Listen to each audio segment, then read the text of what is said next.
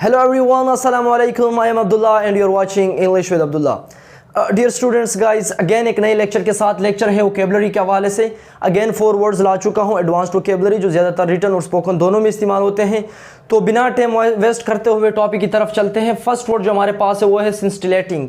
सिंस्टिलेटिंग सिंस्टिलेटिंग यहाँ पे जो है एडजेक्टिव का काम कर रहा है और सिंस्टिलेटिंग एक एडजेक्टिव है. और इसका मीनिंग क्या है, मतलब क्या है? सिंस्टिलेटिंग का मतलब है ब्रिलियंट या एक्साइटिंग. सिंस्टिलेटिंग का मतलब है ब्रिलियंट, शानदार, जो चीज़ एक्साइटिंग देने वाली हो या कोई चीज़ ब्रिलियंट हो. जो आमतौर पर हम ब्रिलियंट या एक्साइटिंग का लफ्ज़ इस्तेमाल करते हैं उसकी जगह हम सिंस्टिलेटिंग इस्तेमाल करते हैं. आपने कोई स्पीच दिया, अगर आपने स्पीच बहुत ज़बरदस्त तरीके से दिया तो मैं कह सकता हूँ कि आपका जो स्पीच था वो सिंस्टिलेटिंग था.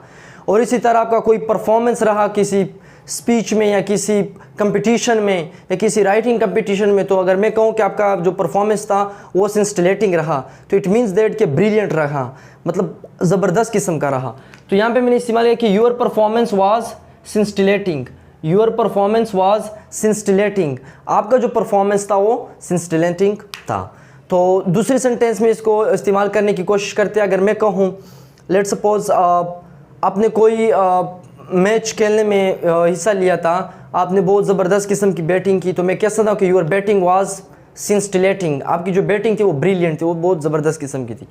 सेकंड नंबर पे हमारे पास है go the extra mile. Go the extra mile. Dear students, go the extra miles का मतलब क्या है?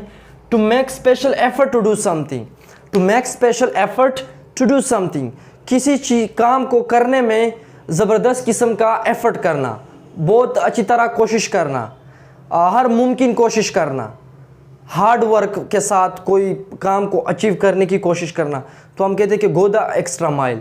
हम जाते हैं एक्स्ट्रा माइल, मतलब एक्स्ट्रा माइल थोड़ा एक्स्ट्रा जाके, मतलब थोड़ा और ज़्यादा करके, गो द एक्स्ट्रा माइल.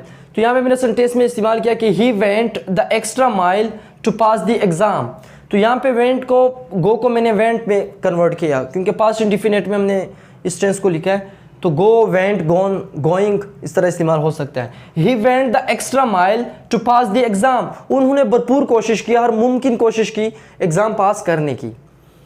और आप इस तरह भी कह सकते हैं कि I want to go extra mile to qualify CSS exam, या she goes extra mile to get higher marks in the examination, या she wants to go extra mile to get flying color marks. flying color marks का मतलब है अच्छी तरह, अच्छी नंबरों से पास होना, पास विद flying color marks.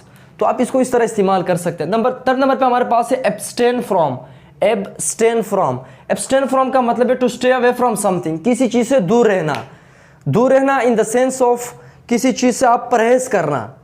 जो बाज़ औक़ात डॉक्टर हमें एडवाइस देते हैं, नसीहत करते हैं कि ठंडे पानी से अपने आप को दूर रखें, मतलब ठंडा पानी न पिए.